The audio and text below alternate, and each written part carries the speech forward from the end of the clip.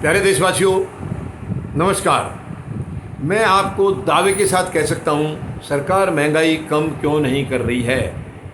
सरकार महंगाई इसलिए कम नहीं कर रही है, अगर महंगाई कम करेंगे तो जनता को सुख से रोटी मिलेगी, गरीब और मजदूर को आराम से आसानी से रोटी मिलेगी।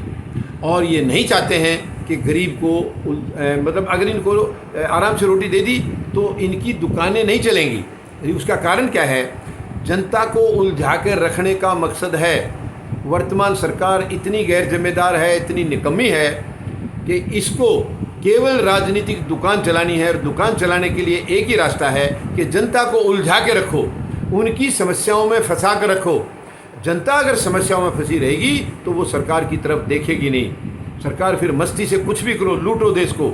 और अगर जनता को सुख दे दिया, खुशी दे दी, उनको आराम से रोटी दे दी, तो वो सरकार की कमियों को देखने लगेंगे। जो सरकार आज भ्रष्टाचार कर रही है, गैर जिम्मेदारी से जो काम कर रही है, देश को लूट रही है, फिर जनता इनकी तरफ देखेगी और आवाज़ उठाएगी।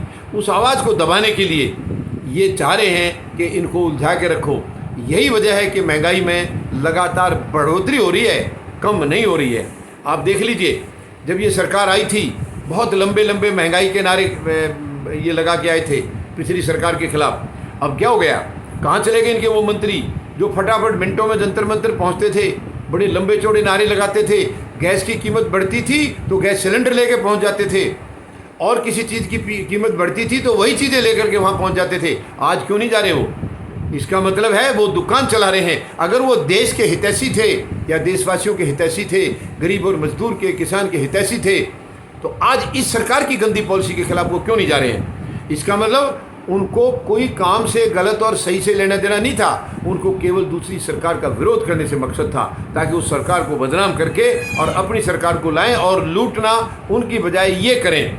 ये था इनका मकसद। ये साफ जाहिर हो चुका है कितनी गैर जिम्मेदार सरकार है। इनके मंत्रियों की औकात नहीं है एक शब्द वो प्रधानमंत्री की गलत पॉलिसी के खिलाफ बोलें, प्रधानमंत्री की गलत नीति के खिलाफ बोलें, एक शब्द नहीं बोल सकते। ये किस किस्म की सरकार है, मैं हैरान हूँ देख करके। सरकार होती है, पूरी सरकार काम करती है, सारे मंत्री काम करते हैं। वर्तमान सरकार में केवल एक इंसान काम कर रहा है, वो है देश का प्रधानमंत्री। ये वन मैन शो है, और वन मैन शो जो होता है वो तानाशाह होता है।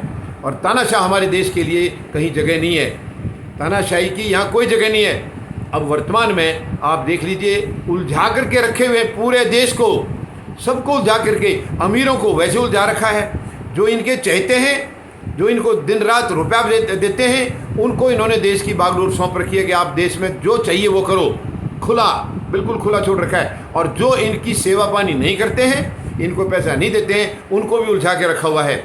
उनके यहाँ कभी ईडी के छापे, कभी सीबीआई के छापे, इस तरीके के लगातार उनके साथ अत्याचार कर रहे हैं ये।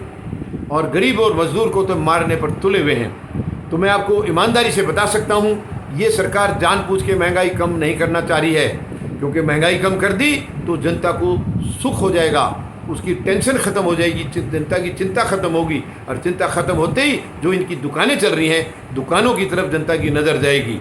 तो ये सरकार नहीं चाहती है कि इनकी गंदी दुकानों की तरफ जनता की नज़र पड़े, ताकि इनका जो राजनीतिक जो एजेंडा है, जो देश को बर्बादी का, जो आरएसएस का एजेंडा है आज़ादी से पहले से ही, ये उस एजेंडे को हासिल कर सकें। ये है इनका मकसद, केवल यही मकसद है। तो मैं आप सबसे निवेदन करता हूँ, इस सरकार को जितना जल्दी हम उखाड़ देंगे, हम देश को बचा लेंगे। और जितनी देर करेंगे, हमारे लिए उतना ही देश को बचाना मुश्किल हो जाएगा। तो मेरी आप सबसे निवेदन है, कृपया फौजी जनता पार्टी का हिस्सा बने और महान शहीदों के सपनों को साकार करने के लिए अपनी आहुति डालें। धन्यवाद। जय जवान, जय किसान, जय हिंद।